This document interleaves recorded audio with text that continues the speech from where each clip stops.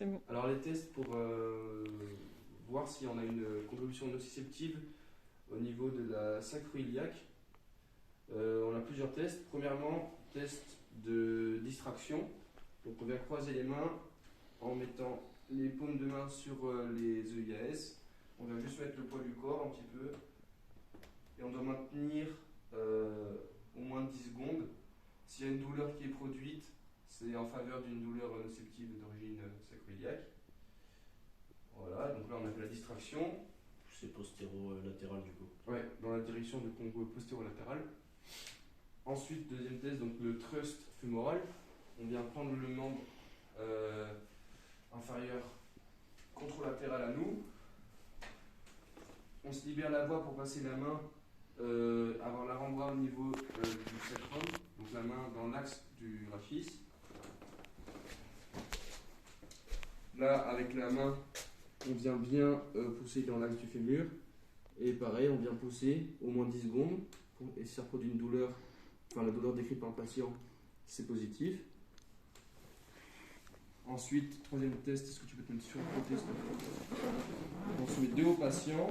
Normalement, je devrais baisser la table pour être plus à l'aise, mais je vais pareil appuyer au niveau du bassin, donc en rapport avec le contrôle cantaire.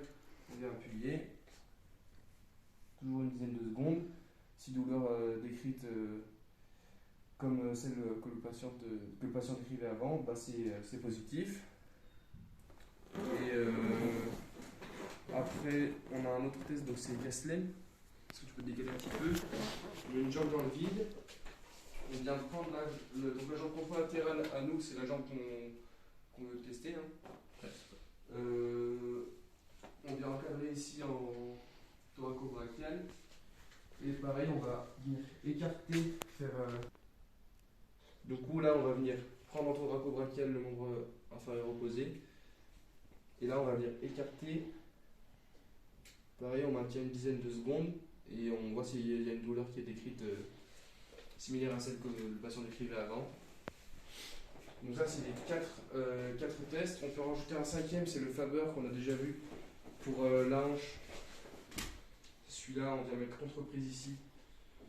Et là, on vient juste appuyer un petit peu. Donc normalement, c'est s'il y a une douleur pareil qui est décrite, si ça reproduit une douleur, c'est positif. Et donc dans ces 5 tests, si 3 sont positifs, sur les 5, on a de grandes chances d'avoir une nociception d'origine sacro-iliaque. Et après, pour la... Juste pour le Faber du coup, en gros la seule différence avec la hanche, c'est que si la douleur elle est antérieure, ça va être vraiment la hanche, si elle est postérieure, ça va être la sacro-iliaque. Ah oui, sacro-iliaque. Faber, c'est là, dans ce qu'on cherche, c'est une douleur postérieure. Déjà décrit par le patient avant. Et après, pour la... Aussi, on a quelque chose pour les prothèses de hanche. Si on a un patient qui a des prothèses de hanche, on lui fera le test en abduction résistée, ou au pire, je peux tout faire vite fait. Il se met sur le côté. Là, il va devoir, vas-y, lève la jambe. Et nous, on va juste résister à l'abduction. Pareil, si ça reproduit une douleur, c'est positif. Et ça peut remplacer le thrust fémoral, donc le deuxième test qu'on a montré. Parce que le thrust fémoral, il est trop luxant pour les prothèses de hanche. Et après, on a un dernier test, c'est pour les femmes enceintes. C'est juste tenir jambes tendues sur le dos. Donc on élève la jambe à peu près une quinzaine de centimètres. Voilà, et on doit garder la jambe tendue. Ça c'est pour la femme enceinte, ça remplace un peu les autres tests qui sont moins faisables sur les femmes enceintes. Et voilà, c'est bon.